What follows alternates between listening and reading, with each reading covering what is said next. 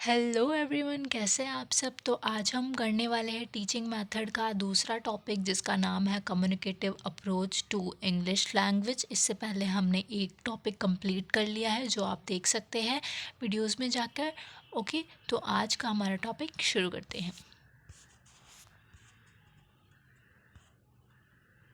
आज जो हमारा टॉपिक है उसका नाम है communicative approach to English language. तो जब भी हम कोई लैंग्वेज सीखते हैं तो उसमें सबसे ज़्यादा ज़रूरी क्या होता है? कम्युनिकेशन। कम्युनिकेशन की फैक्टर होता है किसी भी लैंग्वेज को सीखने के लिए। तो कम्युनिकेशन बहुत ही ज़्यादा इम्पॉर्टेंट रोल प्ले करता है लर्निंग एनी लैंग्वेज, चाहे वो इंग्लिश हो, हिंदी हो, या फिर चाइनीज़ हो, जापनीज़ हो, कोई भी लैंग्वेज हो, कम्युनिकेशन उसमें बहुत ही ज़्यादा मेन रोल प्ले करता है। और ये जो कम्युनिकेशन है, इसको हम इस अप्रोच को हम ऑल्सो क्या कहते हैं? कम्युनिकेटिव लैंग्वेज टीचिंग, CLT भी इसको हम कहते हैं। ये फोकस करता है कम्युनिकेशन पे, स्पीच पे, बच्चा किस तरीके से बोल रहा है और कैसी उसकी स्पीच है, इस पर वो फोकस करता है। दूसरा, ये रिलेशन बिल्ड करने भी में भी हेल्प करता है। विदाउट कम्युनिकेशन हम किसी से रिलेशन हम नहीं बना सकते। अगर हमें अपने थॉट, अपने जो एक्सपीरियंस है, अपनी नीड्स है, उनको शेयर करना है तो हम किसके थ्रू करेंगे? कम्युनिकेशन के थ्रू। और इससे हम जो अदर जो लोग होते हैं उनसे भी हम कनेक्ट कर पाते हैं। इसका जो मेन गोल होता है, to develop an ability to communicate effectively. इसका गोल ये होता है कि बच्चा इफ़ेक्टिवली कम्युनिकेट कर पाए, कॉन्फिडेंट के साथ कम्युनिकेट कर पाए और रियल लाइफ सिचुएशंस के अंदर, रियल सिचुएशन के अंदर कम्युनिकेट कर पाए। ओके, इसका ये मेन गोल होता है, वो आपको ध्यान में रखना है। अब बढ़ते हैं आगे और देखते हैं जो कम्युनिकेटिव अप्रोच हमने पढ़ा है, CLT पढ़ा है, उसके करेक्टरिस्टिक्स क्या है, यानी कि जो इसकी जो विशेषता है वो क्या है। तो इसके अंदर सबसे पहला क्या आता है, जो ये चाइल्ड सेंटर्ड होना चाहिए। इससे पहले के जो अप्रोच थे, क्लासिकल अप्रोच, पुराने अप्रोच थे, उसमें टीचर ज़्यादा एक्टिव होते थे, बच्चे नहीं होते थे। अभी लर्नर सेंटर्ड हो गया, पहले टीचर सेंटर्ड था। अब जो लर्नर है उस पर फोकस किया जाता है, उसके थॉट्स पर, उसके इंटरेस्ट पर, हर एक चीज़ में लर्नर्स ही आगे रहते हैं, ये सेंटर होते हैं। और टीचर होते हैं वो उनको फैसिलिटेट करते हैं। टीचर्स कौन होते हैं? फैसिलिटेटर होते हैं, उनको मॉनिटर करते हैं, उनको फैसिलिटेट करते हैं। सेकंड है ऑथेंटिक मटेरियल। इसके अंदर क्या होता है कि इंग्लिश लैंग्वेज को सीखने के लिए बहुत सारी चीज़ें होती है, बहुत सारे टॉपिक्स होते हैं, पर ऑथेंटिक चीज़ें क्या है, रियल चीज़ें क्या है, एसेंशियल चीज़ें क्या है, बच्चों को कौन कौन सी ऐसी चीज़ें सिखानी चाहिए जिससे उनका जो कम्युनिकेशन की एबिलिटी है वो ज़्यादा इफ़ेक्टिव हो, कौन सी वॉकअप है जो ज़रूरी है, रियल जो डेली लाइफ के अंदर यूज़ होती है, उन चीज़ों को सिखाना बहुत ही ज़रूरी होता है, वो मटेरियल ज़रूरी होते हैं। थर्ड है रियल वर्ल्ड एप्लीकेशन। ऐसी चीज़ों को सिखाए जो वो रियल वर्ल्ड में एप्लीकेट कर पाए। अननेसेसरी चीज़ें नहीं सिखाना, उनको रियल वर्ल्ड से रिलेटेड चीज़ों को सिखाना है। जैसे फॉर एग्ज़ाम्पल एक ग्रुप बनाया और उसके अंदर कि हम मार्केट जा रहे हैं तो किस तरीके का कम्युनिकेशन कर सकते हैं, या हम कॉल पर किस तरीके से कम्युनिकेशन कर सकते हैं, इस तरीके के एग्ज़ाम्पल उनको देने चाहिए। अगर हम अपना इंट्रोडक्शन कहीं देना चाहते हैं तो वो कैसे दे सकते हैं, तो रियल वर्ल्ड से रिलेटेड चीज़ों को उनको सिखाना चाहिए। इसके बाद आता है स्टूडेंट चॉइस। स्टूडेंट चॉइस भी बहुत इंपॉर्टेंट होती है। स्टूडेंट का इंटरेस्ट किन चीज़ों में है, स्टूडेंट किस चीज़ को किस तरीके से एक्सप्लेन करता है, ये भी बहुत ज़रूरी होता है।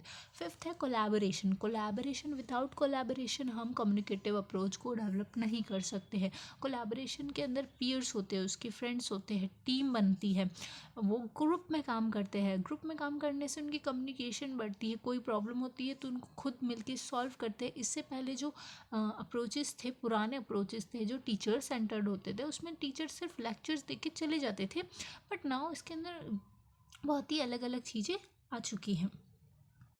फिर आता है हमारा फीडबैक।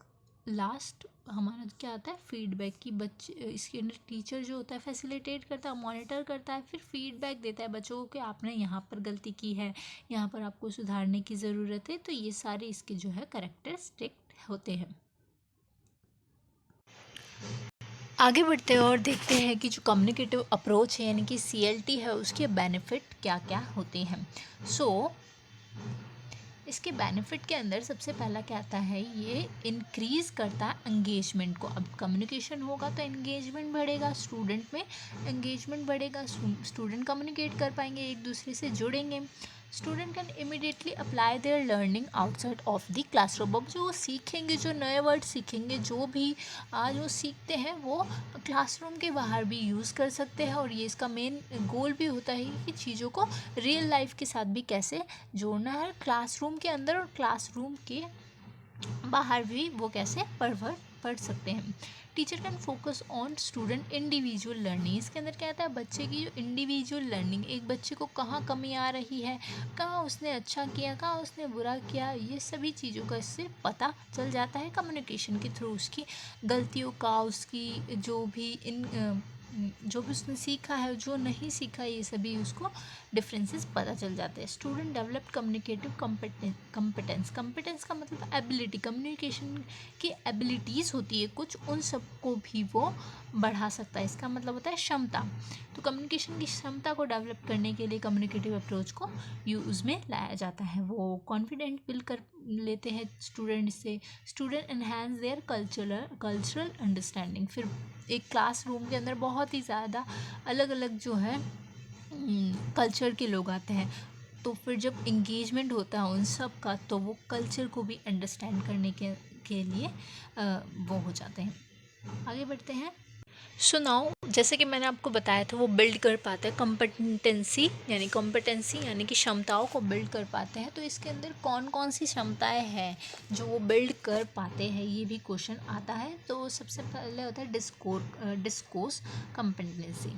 तो इसके अंदर क्या होता है, जो ये वाली कॉम्पिटेंसी है, इसके अंदर बच्चे को किसी भी कन्वर्सेशन को होल्ड करने की एबिलिटी आ जाती है।